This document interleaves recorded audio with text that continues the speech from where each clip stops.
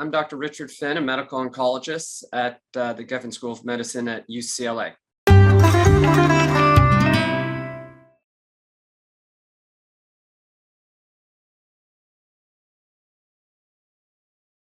So liver cancer is an interesting cancer because we know who's at risk for it. 90% of patients who develop liver cancer have underlying liver disease.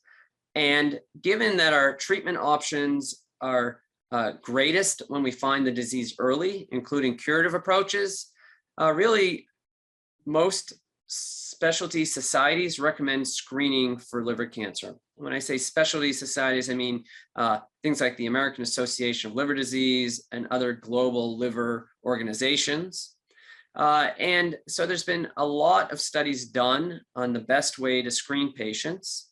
And at this time, ultrasound is felt to be the most appropriate, and doing that every 6 months.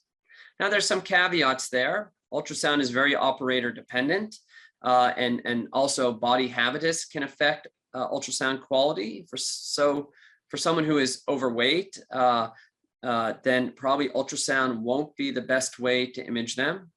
To be honest, an MRI is clearly the best way to look at the liver. However, that's just not practical for the number of patients who have liver disease and wouldn't be cost effective. But for patients where ultrasound is not available, then either a CT scan or MRI would be appropriate.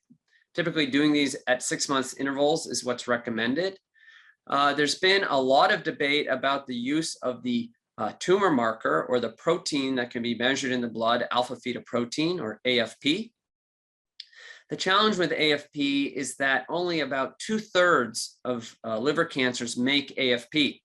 So if we rely on AFP alone, you will miss at least 1/3 of these cases, if not more, because it's not clear what is an elevated AFP, how high do we get concerned. Some people have advocated ultrasound with AFP, and I can't say that's wrong, but you cannot use AFP alone. Probably adding AFP to ultrasound might pick up a few more cases. If someone has an abnormal ultrasound, then that definitely needs to be followed up with more definitive imaging, such as an MRI or CT scan. So when do we start this screening? So the recommendations really vary based on the etiology, but needless to say, anybody who has cirrhosis needs to be screened. One of the challenges is how do we know a patient has cirrhosis? So we need to look for liver disease. We need to ask patients carefully about habits. We need to check a patient's labs. Certainly someone who has thrombocytopenia has to raise the flag of underlying liver disease. Probably the most common cause of thrombocytopenia in a medical practice is portal hypertension as a result of liver disease. And you don't need to have a platelet count of 40,000. Someone who's running a platelet count of 110,000, 120,000, that's low. And we need to be able to explain that, and that should trigger an evaluation. Also, patients who come from parts of the world where hepatitis B is endemic, such as Asia or sub-Saharan Africa, should be screened for hepatitis B. And even in the United States, the CDC recommended several years ago, anyone born in the baby boomer generation should be screened for hepatitis C. Remember, we only had a test for hepatitis C in the early 90s. Before that was non-A, non-B hepatitis. And therefore, patients who had blood transfusions or had some blood exposure that they might not even remember could be at risk for hepatitis C. And now hepatitis C is very curable, right? There's very good drugs. And then also, if we know they have hepatitis C, then that would be triggering an evaluation for liver cancer, a screening effort. And that also goes for patients with hepatitis B. Often patients with hepatitis B don't develop cirrhosis, even though they can develop liver cancer. And that relates to a little difference in the biology of hepatitis B versus C. But needless to say, once someone is around 40 years of age, if they have chronic hepatitis B, they should start their screening for liver cancer. It's a little harder, the guidelines for patients who have diabetes or hemochromatosis.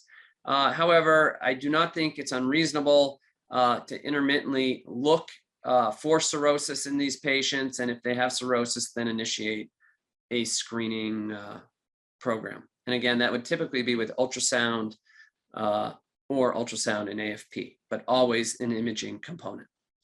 And again, the hope of screening is to find tumors early to improve outcomes.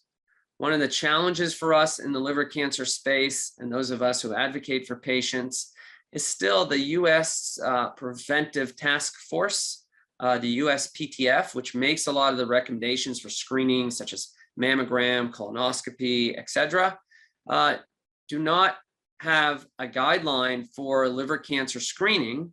And that's because there's never been very large, well-done studies that show that screening makes a difference in outcomes for a population. But again, many of us in the liver cancer space and those specialty societies recommend ultrasound, because really finding liver cancer early and in a targeted population, i.e. those who are at risk for liver cancer, we think really can make a difference for our patients.